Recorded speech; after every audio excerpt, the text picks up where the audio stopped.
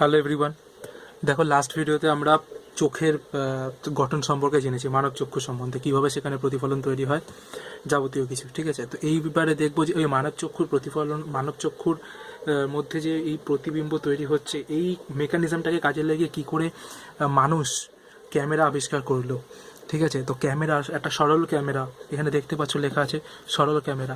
এই সরল ক্যামেরার কার্যনীতিটা কী, কোন কোন অংশ আছে। ঠিক আছে, তো খুব ইন্টারেস্টিং একটা টপিক দেখবে। হ্যাঁ, এখান থেকে এমসিকিউ আসে, যদিও সরল ক্যামেরার এমন না যে সরল ক্যামেরা একে সেটার থেকে একটা ব্রড কোশ্চেন টাইপের আসবে 3 নম্বরের, সেরকম কিছু না, কিন্তু এমসিকিউ আসে। তো প্রতিটা লাইন খুব মন দিয়ে শুনবে আর খুব গুরুত্বপূর্ণ। তো দেখে নাও যে সরল ক্যামেরার কতগুলো গুরুত্বপূর্ণ অংশ কী কী, মূল অংশগুলো। ফার্স্ট হচ্ছে গিয়ে আলোক নিরুদ্ধ বাক্স।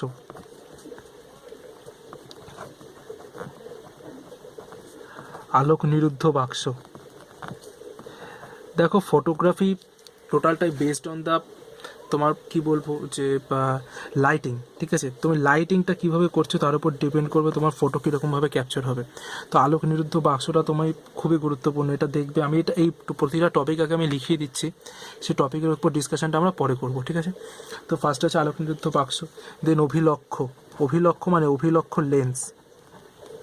অভিলক্ষ লেন্স মানে লক্ষ্যবস্তুর সামনে যে লেন্সটা থাকবে ক্যামেরার, তাকে বলা হয় অভিলক্ষ লেন্স। নেক্সট হচ্ছে নাম্বার 3 ডায়াফ্রাম। ডায়াফ্রাম, ঠিক আছে। Number 4 shutter. নাম্বার 5 পর্দা। Number 6 plate, photo plate. ঠিক আছে, তো এই কটা টপিক আছে আমাদের জানতে হবে। তো ফার্স্ট টপিক দেখো আলোক নিরুদ্ধ বাক্স। তার আগে আমি ছবিটা এঁকে নিই। হ্যাঁ, একটা সরল ক্যামেরার ছবিটা ড্র করে নিই, তাহলে বুঝতে সুবিধা হবে। তো দেখো, আমি আবার বলছি, আমি খুব একটা সুন্দর আঁকতে পারবো না, তবে বুঝতে পারবে এরকম একটা জিনিস আঁকছি, আমার বোঝাতে সুবিধা হবে। কারণ ছবি না এঁকে না আঁকলে বোঝাতে অসুবিধা হয়। ঠিক আছে, তো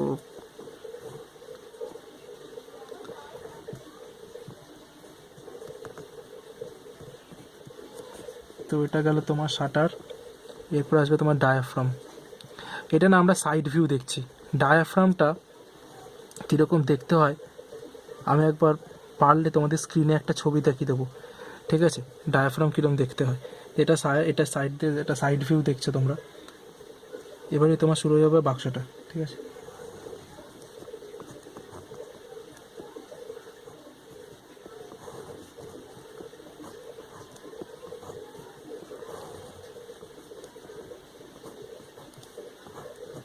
বাক্সটা এভাবে চলছে।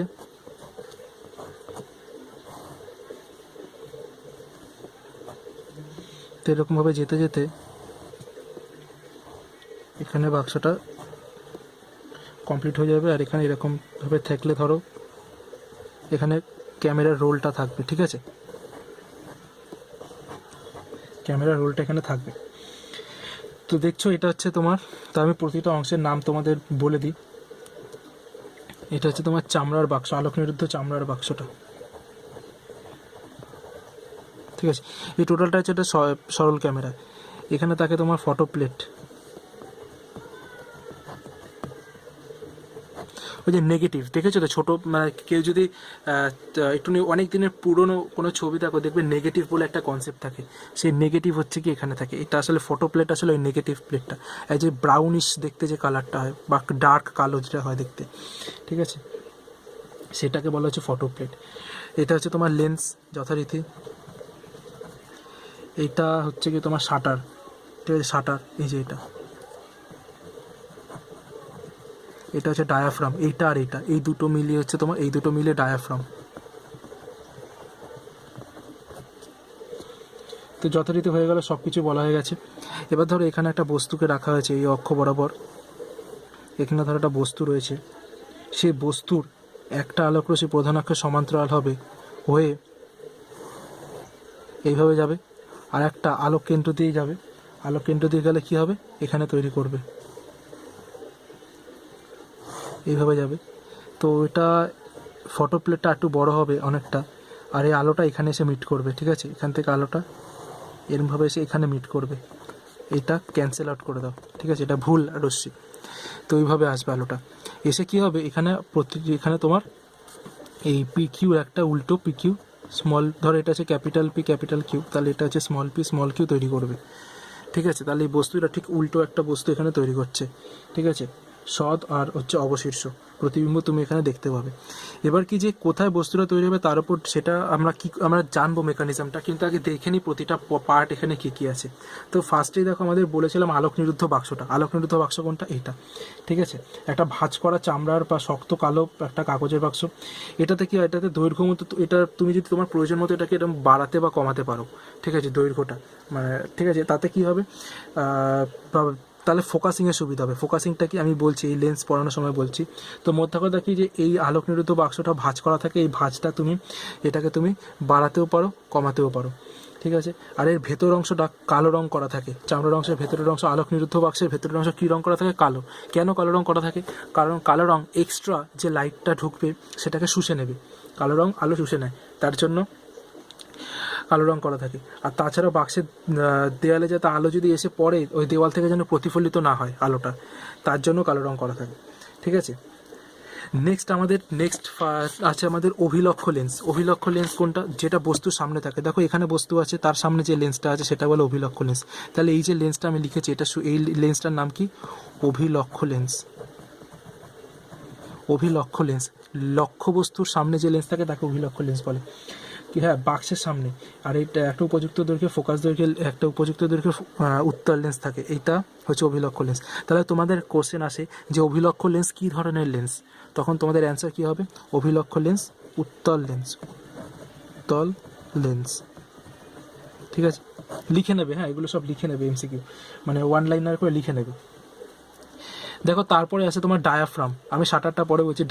ডায়াফ্রামটা হচ্ছে চোখের, যখন আমরা চোখ পড়লাম মানব চক্ষু তখন আমরা দেখবো আমরা কনীনিকা পড়েছি, ঠিক আছে, মানে কি আইরিসটা কি ছোট বড় হয়, ওই যে ভূতের যে থিওরিটা দিলাম সেটা, তো সেটাই এখানেও সেরকম আছে যে এখানে এই ডায়াফ্রামটা কি হয়, ছোট বড় হয়ে আলো নিয়ন্ত্রণ করে যে কতটুকু আলো ঢুকবে কতটুকু আলো বেরোবে, ঠিক আছে, বা বেরোবে না, কতটুকু আলো ঢুকবে কতটুকু আলো ঢুকবে না, ঢুকতে দেওয়া হবে না, সেটার উপর ডিপেন্ড করে, ঠিক আছে। তো ডায়াফ্রামটা কি করে, কতটুকু আলোকে ও প্রবেশ করতে দেবে সেটা কন্ট্রোল করে ডায়াফ্রাম, ঠিক আছে। এই ডায়াফ্রাম ওই লেন্সের পেছনে অবস্থিত থাকে, একটা বৃত্তাকার ছিদ্র টাইপের হয়, আর এইগুলো কতগুলো ধাতব পাতের সমন্বয়ে তৈরি হয়, ঠিক আছে। এই আলোটা কী হয়, ছিদ্র থেকে আলোটা পাস করে।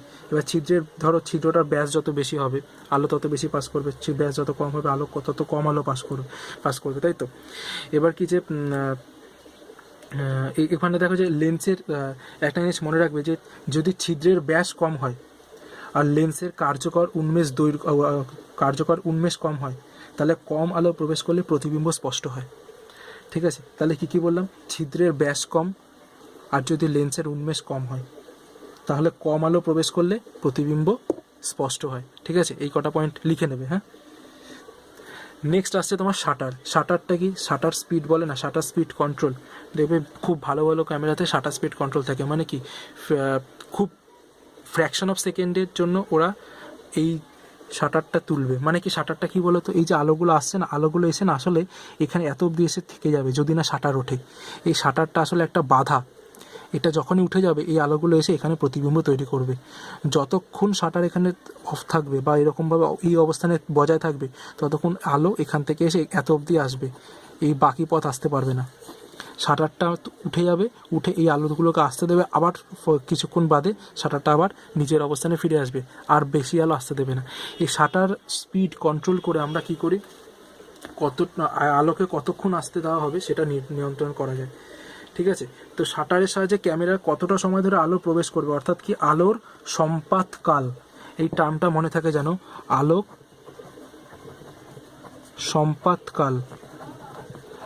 সম্পাতকাল নিয়ন্ত্রণ করা যায় শাটার স্পিডের সাহায্যে, ঠিক আছে। এই আলোক সম্পাতকালের সময়কাল 1/10 সেকেন্ডও হতে পারে, আর খুব ভালো ক্যামেরা 1/1000 সেকেন্ডও হতে পারে। যত কম হবে মানে কি 1/1000, মানে এটা যত বাড়বে হরের ভ্যালুটা তত ভালো ক্যামেরা, ঠিক আছে।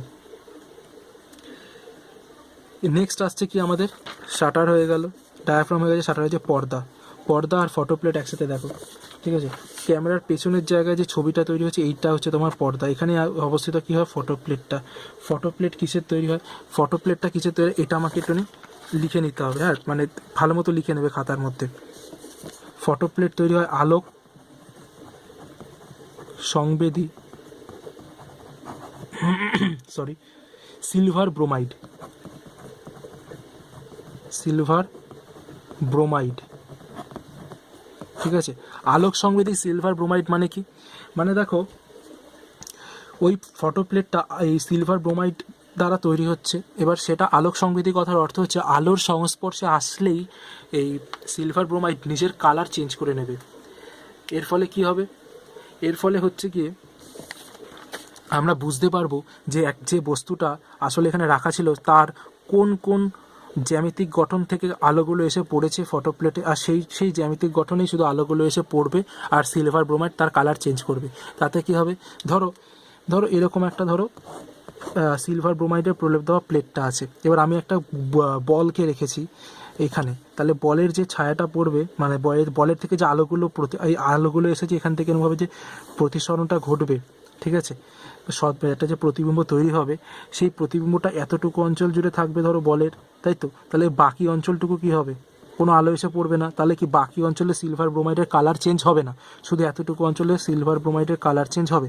তাতে আমি কী পাবো, আমি বলের একটা ছবি পেয়ে যাব।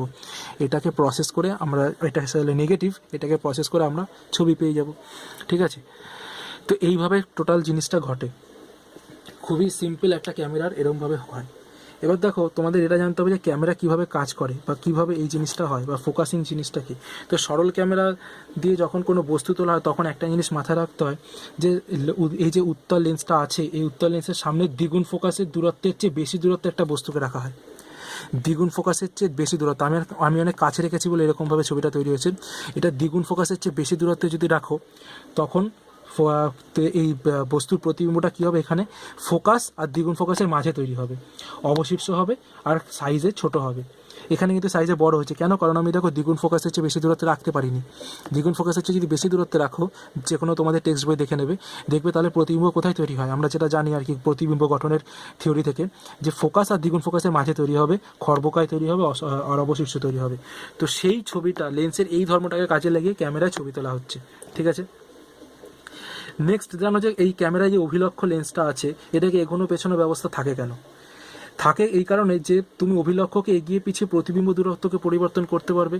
এবার তার জন্য কী হবে, তুমি প্রতিবিম্ব দূরত্বকে পরিবর্তন করলে তুমি ভালোভাবে তো বুঝতে পারবে যে বস্তুটা দ্বিগুণ ফোকাসে আছে কি নেই, তাহলে বস্তুটা দ্বিগুণ ফোকাসে থাকলে একমাত্র f2f এর মাঝে এখানে স্পষ্ট প্রতিবিম্ব পাবে, তার জন্য এগোনো পেছনো ব্যবস্থা থাকে, ঠিক আছে।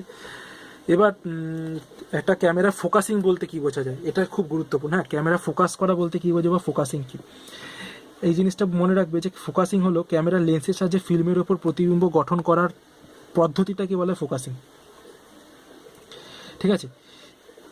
সঠিক ফোকাসিং হলে প্রতিবিম্বটা সবচেয়ে বেশি সুস্পষ্ট হবে, না তো ব্লার আসবে, মানে ব্লার মানে কি, ঝাপসা আসবে, ঠিক আছে। আর এইটাই হচ্ছে কি তোমার সরল ক্যামেরায় সব কিছু মনে রাখার মতো ব্যাপার। তো সরল ক্যামেরা, আই হোপ যে তোমরা বুঝেছো সরল ক্যামেরা টোটাল থিওরিটা এইভাবেই কাজ করে। আর এখন মডার্ন যুগে যে ক্যামেরা ইউজ হয় তাতে এখন আর প্লেট ব্যবহার হয় না, তাকে এলইডি, মানে দেখো আমরা এখানে কি, আমরা দেখো মেমোরি কার্ড ইউজ করি, তাই তো। মেমোরি কার্ডে কী হয়, 1010 বিট বা বাইটে, মানে এরকম 1010 বাইনারিতে সিগন্যাল স্টোর হয়। তাতে কী হয়, আমাদের আর নেগেটিভ লাগে না, ডাইরেক্ট ফটো তুললেই ওটা আমরা পিকচারটা পেয়ে যাই। আগে কী হতো, ফটো তুললে একটা নেগেটিভ পেতে, নেগেটিভটাকে প্রসেস করে ছবি পেতে।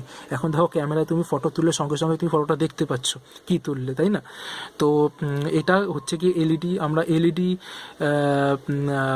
বা বলতে গেলে এলইডিটা খুবই এখন অন্য হয়ে গেছে, তুমি বলতে পারো মেমোরি কার্ড ইউজ করছি। এর মেমোরি কার্ডের প্রসেসটাকে আরও জটিল, কিন্তু এটা মনে রাখো যে এখন আমরা আর এই জিনিসটা ব্যবহার করি না, এটা খুবই সিম্পল একটা জিনিস, সরল, ঠিক আছে।